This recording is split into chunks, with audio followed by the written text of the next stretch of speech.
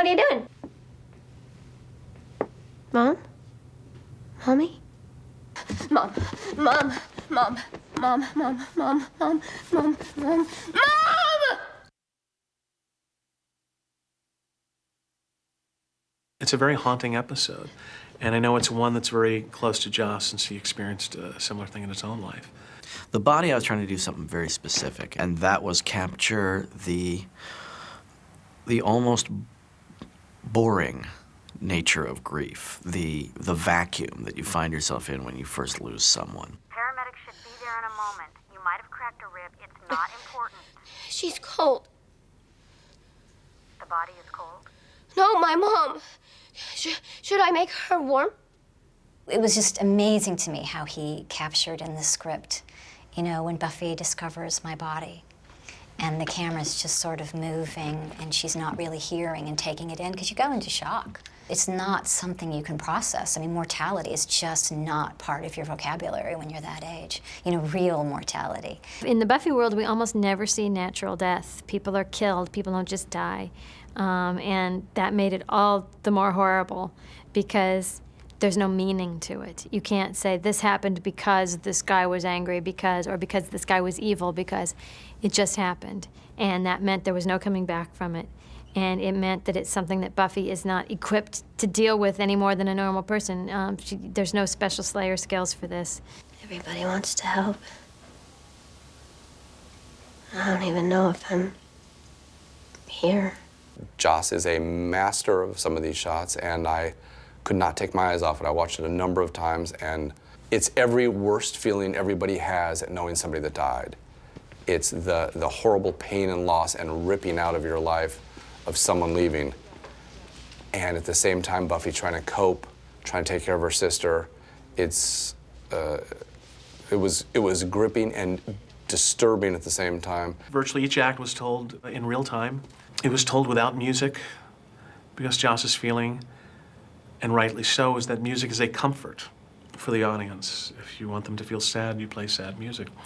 And he didn't want to comfort the audience. He wanted to make it as uncomfortable and as disturbing as the experience would be if you were to find a loved one at home who had died.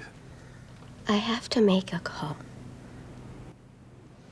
Well, Giles is inevitably Buffy's father figure and the only authority figure she trusts.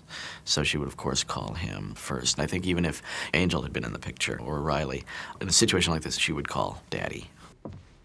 I lost my own mother, and a lot of this came from me. A lot of it came from people I know because everybody's lost somebody. Everybody has different stories. Everybody has different... But they're all part of the same thing, which is that early on, that inability to reason, that sort of figuring out this thing has happened as opposed to some cathartic outpouring of grief, which is not what I wanted to capture because I think we've seen that, you know, or this great lesson learned because, you know, what I wanted to capture was really just those first few hours.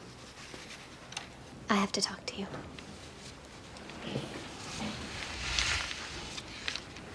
Can't wait, I'm in the middle of class. I know.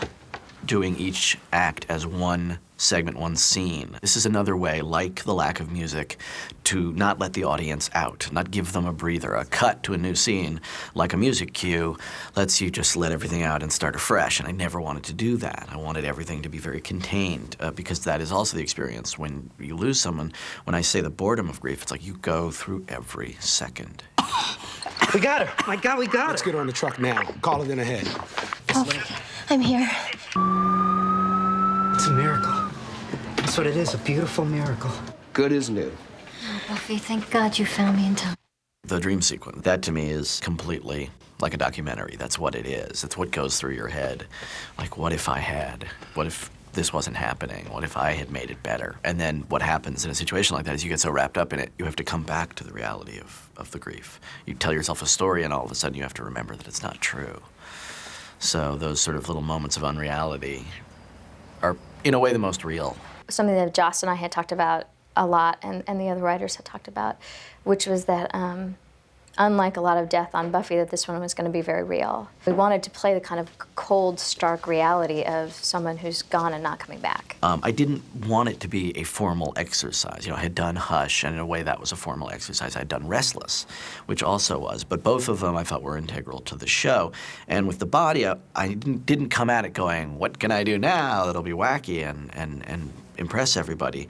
I really just, the more I thought about capturing it, the more I realized, oh, these are the things I have to do. I have to create little, almost plays.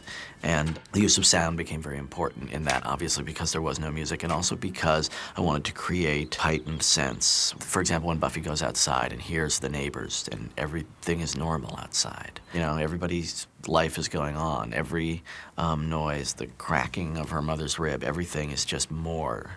And visually the same thing. You know, I would spend a long time looking at things because it's that thing of everything I look at makes it more real, and that dreamlike state, particularly in that first act where when she throws up and all of those things, like very, very sort of just focused on both in sound and in picture.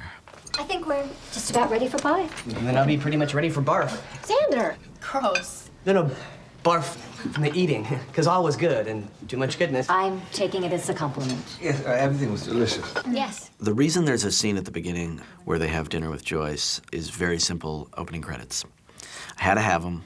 I couldn't possibly have them going while Buffy is doing that 2.5-minute take of finding her mother and calling and all that stuff. So I knew I had to do something to accommodate those credits, which is just a practical consideration. But what it led to was, oh, this will be great because it will give us a chance to show happier times, casual, not some scene where Mother imparts the most important wisdom she ever gave, just a completely unimportant scene that I actually shot all wrong. I realized afterwards that I have all that stuff going on at the dinner table that I should have had Mom in the background.